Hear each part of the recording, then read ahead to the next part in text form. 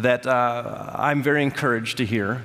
And it reminds us that even in the cosmos, even in astronomy, that we have a God that we can meet personally.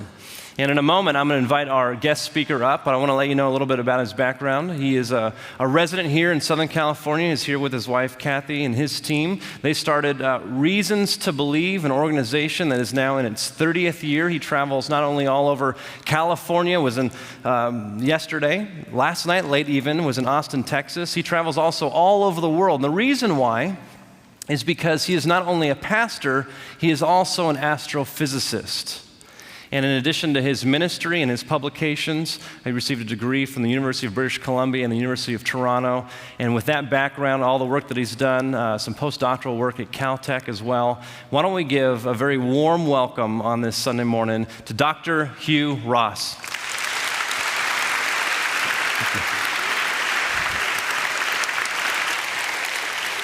Thank you. Thank you for inviting me back here again. I used to come here quite frequently doing skeptics forums for the UCLA crowd here. Now I've been asked to give how do we see Jesus in science? And there's a lot of scientific disciplines. And what I can tell you as the president of Reasons to Believe, every single discipline of science testifies that Jesus Christ is Creator, Lord, and Savior. Now, each one of you can pick up one of these cards at our book table outside. What it does is gives you a quick summary of what we consider to be the best scientific evidences that Jesus Christ is Creator, Lord, and Savior. I encourage you to take one of those and give it to a non-Christian friend or associate. And you can also fill this little contact card out there, and if you do that, we'll give you a free copy of this DVD where I answer science faith questions. That's another tool that you can give out to your non-Christian friends and associates. Our goal at Reasons to Believe is to equip you to be effective at evangelizing people in all walks of life at all education levels. Now, I'm forced to pick one subdiscipline of science to speak about, and I'm picking cosmology. And it's not just because I'm an astronomer. The value of astronomy is the one scientific discipline where we have direct access to the past.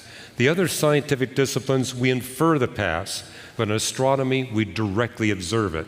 It's because it takes light time to travel from galaxies and stars to reach our telescope.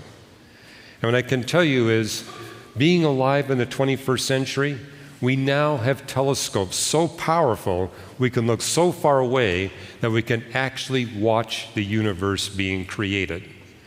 And whenever I say that, people say, you've got to be exaggerating. You mean we can actually watch the universe come into existence? Here's how close we can get. I can show you images of the universe where we're looking at the universe when it's only 100 billionth of a trillionth of a trillionth of a second old. That's how close we can get to the cosmic creation event. And explains why it's in astronomy we get the most rigorous, compelling scientific proofs for the God of the Bible. So, cosmic reasons to believe in Jesus Christ. And here's an outline of where I'm going to take you in the next few minutes. We're going to look at how astronomers have proven that there must be a transcendent God, a God beyond space and time that brings the universe into existence. Then number two, how that God must be a personal being, a powerful, loving being. And last of all, why it must be a redeeming being, a being intent on bringing redemption to billions of human beings. Now, I come to you as a confessing addict in astronomy and physics. I became addicted when I was 7 years of age. From the age of 7 all the way through my growing up years, I was reading about 5 books in astronomy and physics every week. And one of the first books I read as a 7-year-old was this one, Nature of the Universe, by Fred Hoyle. Now, if you read the book, he's obviously very angry at Christianity, very upset at the Christian faith. Nevertheless, he had this to say about the Bible. There's a good deal of cosmology in the Bible. It is a remarkable conception. And it wasn't until I was 16 that I became convinced through my studies in astronomy that there had to be a God to explain the existence of the universe. And starting at age 17, I went through the holy books of the different religions of the world, trying to find this cosmic creator. And I discovered what Fred Hoyle said was indeed true, that the Bible says more than 10 times as much about the origin and history of the universe as all the rest of the holy books of the religions of the world combined. Now, one of the things it does say about the universe that I think most of you are familiar with, that it has indeed a beginning. And not just any kind of beginning, but a space-time beginning. The other religions of the world say that God creates within space and time that eternally exists. The Bible says space and time don't even exist until God creates the universe. So from a biblical perspective, cosmic creation is the coming into existence of matter, energy, space, and time, not just matter and energy. Now, I was reading the Bible seriously for the first time when physicists in Britain were developing the first of the space-time theorems. And these theorems are very powerful because they're based on only two assumptions. Assumption number one, the theorem is true if the universe contains mass. And each one of you is living proof that the universe contains mass. A few of you a little more so than others. The second condition is the theorem is true also if the equations of general relativity reliably describe the movements of bodies in the universe. Now, do you remember what happened last February? They announced the discovery of gravity waves. It's going to win the Nobel Prize. Why? Because it was the last prediction of general relativity to be proven to be correct. And it's such that since February, general relativity now ranks as the most exhaustively tested and best proven principle in all of physics. What does this mean? It means that the conclusions of the space-time theorems are true. No doubt that the universe contains mass, no doubt that general relativity reliably describes the movements of bodies in the universe. And I actually brought one of these space-time theorems with me. This is the latest and most powerful of the space-time theorems. Inflationary space-times are not past incomplete. I don't know where they get the titles of these papers from, but this is a paper you all got to read, especially those of you who are really into tensor calculus. You won't be able to put this thing down. But it ends with a statement you can all understand. This is the conclusion of the theorem. Any universe that expands on average, and only a universe that expands on average, can possibly support physical life. Any universe that expands on average has a space-time beginning, implying a causal agent outside space and time who creates space, time, matter, and energy. Now, I want to share with you a statement that there are three physicists who were responsible for this theorem. And I'm going to read from you a statement from a book written by Alexander Vilenkin, one of the three authors, a year after this theorem came out. This is what he said. With the proof now in place, cosmologists can no longer hide behind the possibility of a past eternal universe. There is no escape. They have to face the problem of a cosmic beginning. Now, what is that problem? Here's the problem. Proof of a space-time beginning implies a causal agent beyond space and time who created our universe of matter, energy, space, and time. Or to put it another way, a transcendent God must exist. There must be a God beyond space and time that created everything. And you actually see this reflected in the latest books being published by atheist physicists and astronomers. People like Lawrence Krauss, who recently published the book A Universe from Nothing, or Stephen Hawking, The Grand Design. What you see in their books is they concede they cannot avoid a deistic worldview. They cannot avoid the conclusion there must be some kind of causal agent beyond space and time that created the universe. Now, if you read their books, they never refer to this agent as God. It's always the causal agent who transcends space and time that creates everything. But last time I checked, that's the dictionary definition of God. But where they're adamant, they're saying this agent exists, but no way is this agent a personal being. So that's where the battle is shifted. No longer are we debating the existence of God. We're now debating in the scientific community, is this God a personal being? So that's the second question I want to challenge or take up. This transcendent being exists, but is God personal? And did he design the cosmos and the earth for the redemption of billions of human beings? Now, as much as the universe says about the beginning of the universe, it actually says much more about the expansion of the universe. And as a pastor, I'm shocked that most people in the pews don't even realize this. And I think I know why. You won't see it in Genesis. It's not in any of the books that Moses wrote. But you do see it in the oldest book of the Bible. Job 9:8. Job says, God alone expands the universe. Now, often I think why it's missed, most English translations, it's God alone stretches out the heavens. And that's what you see in the other passage. It's a stretching out of the heavens. But the verb translated stretching out, it's the Hebrew verb natah, which literally means expansion. Now, what impressed me when I first read the Bible is I knew as an astronomy student, no book of science, no book of philosophy even hinted that the universe expands until the 20th century. When I read these passages in the Bible, I realized for thousands of years, the Bible stood alone as the only book in the hands of humans that says we live in an expanding universe. This is dramatic proof that the Bible has predictive power, that it's actually able to predict future scientific discoveries thousands of years ahead of time. And that was my first clue that indeed the Bible is the inspired, inerrant Word of God, probably the thing that motivated me most to sign my name in the back of a Gideon Bible, giving my life to Jesus Christ at age 19. Now, this is not lost on the community of atheists. I've debated Michael Shermer, the executive director of the Skeptic Society, several times. And when this comes up, he says, those passages in the Bible are not saying that. Those are just figures of speech. You are just trying to read expansion into those texts. But my response is this. If you look at those 11 verses, the verb natah is in all three Hebrew verb forms. This is not figures of speech. This is not word pictures. It literally is saying we live in an expanding universe. And it's not just me, a 21st century astronomer, reading this into the text. Jewish theologians 800 years ago declared, indeed, that's what these texts are saying.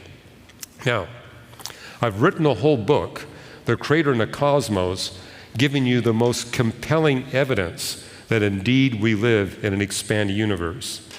I don't have time to give you the best evidence, but I will give you a visual one. And it's thanks to the Hubble Space Telescope. So for example, on the left here, we're looking at galaxies located 12 billion light years away, which means we're seeing them as they were 12 billion years ago. And on the right, galaxies only 2 billion light years away. And so 10 billion years later in the future of the universe.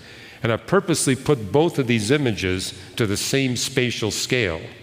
So you can see that 12 billion years ago, galaxies were jammed so tightly together, they were tearing spiral arms off one another.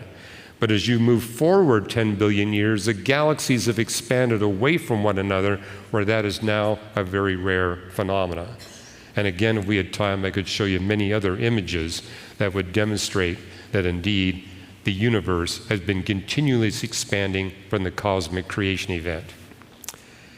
Now, back in 1999, we discovered dark energy. How many have ever heard of dark energy? Okay, gee, over half of you have heard of dark energy.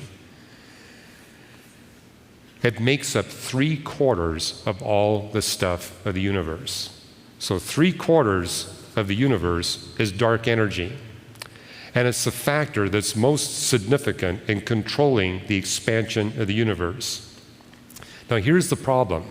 If you expand the universe too quickly from the cosmic creation event, gravity will not be able to collect the gas to make any galaxies, stars, or planets, and life would be impossible.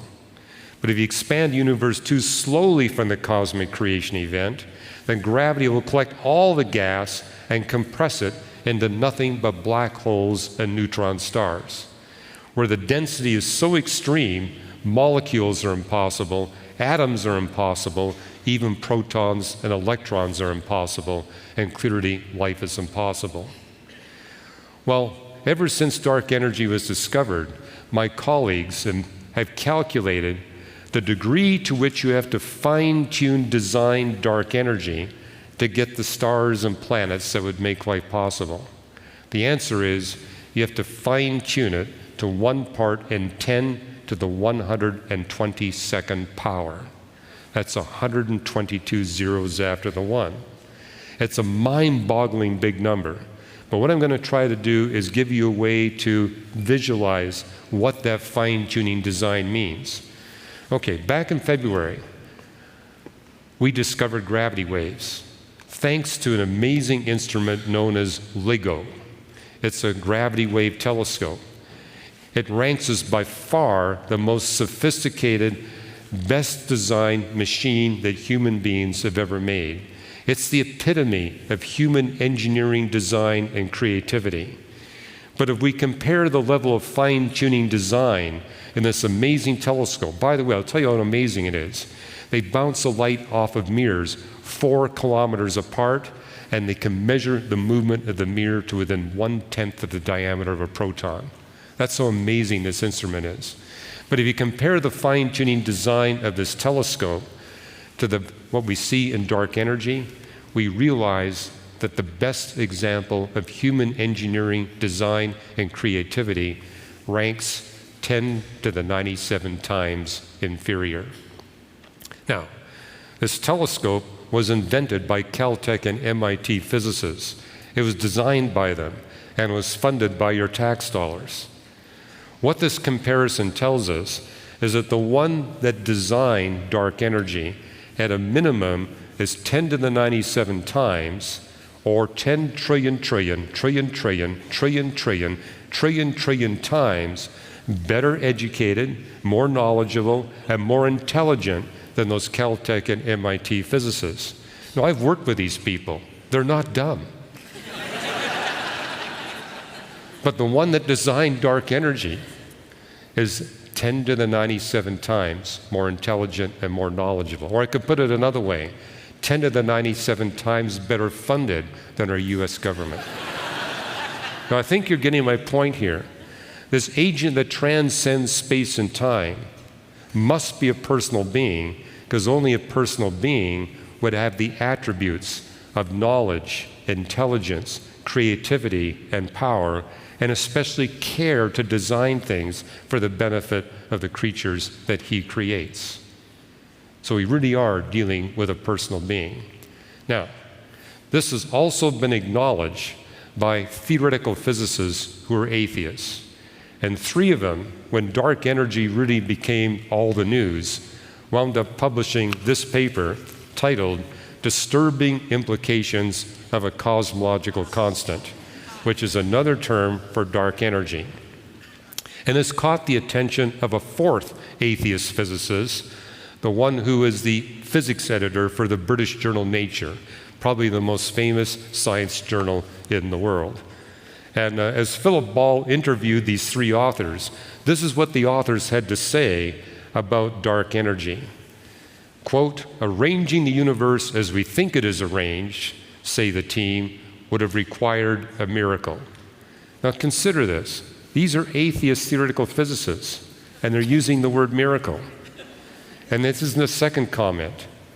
An unknown agent, namely beyond space and time, intervened in the evolution or the history of the universe for reasons of its own, which explains the title of their paper, Disturbing Implications. Namely, that if dark energy is real, there must be this agent beyond space and time performing miracles for reasons of his own. And if you read all the way to the very end of the paper, this is the last sentence that they published in their paper. Perhaps the only reasonable conclusion is we do not live in a world or a universe with a true cosmological constant. In other words, they concluded their paper by stating dark energy must be wrong.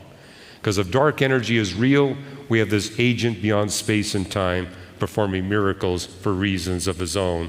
And that's just too disturbing to think about for these gentlemen.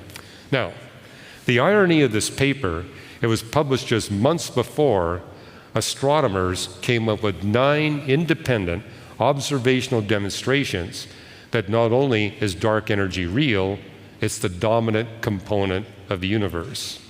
Now, here's the list of the 9. And if you go to our reasons.org website, I actually have written a short article on every one of these 9 demonstrations that dark energy is real and the dominant component of the universe. And if you actually go to that URL at the bottom there, you'll see that there's actually 25 astronomical demonstrations that dark energy is real and the dominant component of the universe. The evidence continues to mount. No longer can any astronomer say there isn't dark energy. It's real. It's the dominant component of the universe. And what does that mean? There really is a being, not just an entity, but a being beyond space and time who is performing miracles for reasons of his own. Now, if you were to ask me as a scientist, where do we find the most spectacular evidence for supernatural, superintelligent design for the benefit of human beings? I would say it's this dark energy. But it's not the only factor. Virtually every feature of the laws of physics and of the universe testifies of this extraordinary degree of fine-tuning design. For example, all 4 forces of physics have to be fine-tuned. If you were to change the ratio of electromagnetism compared to the force of gravity by as little as 1 part in 10,000 trillion, stable stars would not be possible. Stars would form and instantly explode, or they wouldn't form at all. Either way, you would not have life. And the list goes on. And again, you can go to the URL at the bottom and you'll actually see all the documentation for this fine-tuning design for physical life to be possible. Now, if you look at Job and Psalms, you'll see many passages that say, the more we look at nature, the more we study the record of nature, the more evidence we'll see for the supernatural handiwork of God and for his attributes. And so we actually took that on as a research project at Reasons to Believe, beginning in 1991.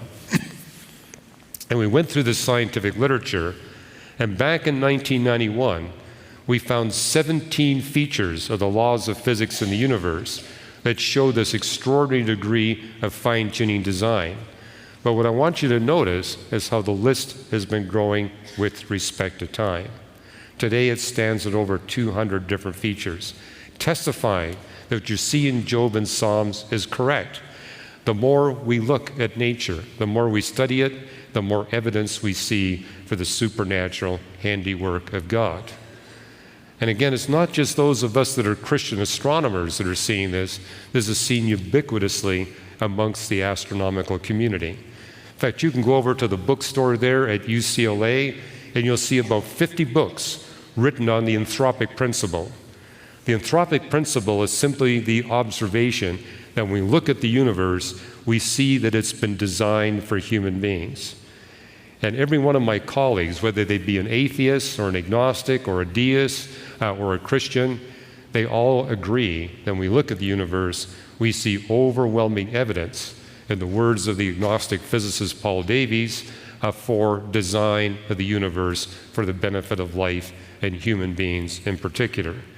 Here's a quote from Freeman Dyson, a very famous physicist, not a believer, but he wrote in his book, Disturbing the Universe, "The more I examine the universe, the more evidence I find that the universe, in some sense, must have known we were coming." But let me add this. It also must have known that the Creator intended to redeem billions of human beings. So that's the third point I want to examine. How does the universe testify that God not only is transcendent and personal, but also the Redeemer? Romans 8 tells us that the entire creation groans groans because the entire creation is subject to a pervasive law of decay. And the Bible is filled, especially Ecclesiastes, talks about everything in the universe as undergoing decay. Hey, look around you. We're all evidence of that ongoing decay, right? We're all decaying. Everything is decaying. The stars are decaying. The universe is decaying. But there's a promise in Romans 8. There will come a time when we'll be liberated from this ubiquitous decay. The creation itself will be liberated from its bondage to decay and brought into the freedom and glory of the children of God. Now that should prick your curiosity. What is it about the law of decay that's so crucial to bring about the glory and the redemption of human beings? This is what got me thinking years ago. Is it possible that the laws of physics and the universe are actually designed to eliminate evil and suffering once and for all, and to bring redemption to billions of willing human beings? And indeed, that is exactly correct. And I've written a book on this, Why the Universe is the Way It Is, where I explain to a lay audience why we have to have gravity for God to be able to eliminate evil and suffering, why we have to have electromagnetism, why we have to have a universe with length, width, height, and time, why space and time must be the way it is. I don't have time this morning to get all the details. I'm simply going to focus on the law of decay, the law of entropy, or the second law of thermodynamics. One of the things we notice, God has set up the second law of thermodynamics in such a way that the decay rate is not so high as to frustrate us from doing useful work. I mean, my wife is sitting over there, and she'll tell you that I'm not a big fan of yard work. There's a good reason why I'm not a big fan of yard work. I can spend 4 hours getting our backyard into the condition that pleases my wife. 10 days later, I got to start all over again. The law of decay is definitely operating in our backyard. Now, what if that were to be such that I would spend 4 hours putting the backyard together, and 10 minutes later it was back in the same state? Would I ever do yard work? Would any man ever do yard work? Would any of us do any kind of work? And how then could we survive? How then could we discover that there's a God? So God keeps the rate of decay from being so high as to frustrate us from doing useful work and learning what we need to learn, because it actually takes thermodynamics to learn things. But the other thing we notice is the decay rate is not so low as to let sin go unrestrained. And let me take you to the Garden of Eden. What happened in the Garden of Eden? Adam and Eve rebelled against their Creator and introduced sin and evil into the creation. And so God told them, because of what you've done, from now on, you'll experience more work, you're going to experience more pain, and you're going to waste more time. Now, God had already set it up. Because of the laws of physics, it's guaranteed that the more we commit evil, the more pain we're going to experience, the more work we're going to have to do, and the more time we're going to waste. In fact, I told that to my sons when they're young. If I don't discipline you, the laws of physics will, and you're going to experience more pain, more work, and more wasted time. And this is really the theme of this book, Why the Universe is the Way It Is. But it's such that as we struggle with these laws of physics and realize, you know what, it really is to my advantage not to be a sinner, not to commit evil. I really should pursue a virtuous pathway. But here's what you learn. The harder you try to avoid evil, the more you discover you can't. And that teaches us a lesson, that there's a Creator out there, and we can see in the universe, that Creator clearly is very powerful. I hope you've already understood that from what I shared. And the Creator must be also very caring for the way He's provided for His creatures. God is so powerful and so loving, He would not leave us in a hopeless position. He Himself must have provided the way we can be delivered from our frustration of trying to lead a virtuous life and avoid evil. And Job discovered that independent of any scriptures. He looked at the book of nature and said, I know that my Redeemer lives. And because I'm putting my faith in his provision and not my best efforts, I know I will stand with him. In my flesh, I will see him, and I'll be permanently bound to him for the rest of eternity. You can read that in the 19th chapter of Job. Okay, I'm going to close with a quick story. I was in the airport once, and I heard my name being called. Never a good thing. That usually means you're being bumped. But instead they said, Dr. Ross, do we mind if we put you in first class? And I said, I think I can handle that. And I wound up being seated by another gentleman who, like me, never flies first class. But he was going to consult for Microsoft. And he told me, I'm a quantum physicist from Germany, and I'm an atheist and a skeptic. Now, typically it's rare where people give you that kind of an introduction right off the bat. So he asked me who I was, and I said, well, I'm not a quantum physicist, I'm an astrophysicist. And I'm not a skeptic or an atheist, I'm a Christian. And he said, this is going to be a really interesting flight. And so as we sat down, he says, I got some questions for you. Well, over the course of 2 hours, he asked me 8 questions about God and the universe. And I answered his questions. And at the end of those 2 hours, he said, how come you've got such well-prepared answers for those questions? And I said, well, the 8 questions you asked me are 8 chapters in my book, Why the Universe is the Way It Is. And he said, you got to be kidding. And I said, well, I've got a copy in my briefcase. I pulled it out. He opened up the table of contents and says, there's my 8 questions. They're right there. And I share with him, you're not the first man I've met that have asked those questions. And he says, I've written this book for people like you. And he looked at the book, and I could tell he wanted one, so I gave him a copy. And then he said, I'm German. Do you have anything in German? I said, yes, I do. God prepares us in advance for the opportunities we'll have. What does the Bible say? Always be ready to give good reasons for the hope within you. My briefcase is down there. You can open it. I've got DVDs and books in there. Why? Because I keep running into people like that. If you're prepared, God will bring people to you, and you'll have the joy of leading people to faith in Jesus Christ. So, by the way, we've sold out of that book, but you can go to reasons.org and get it.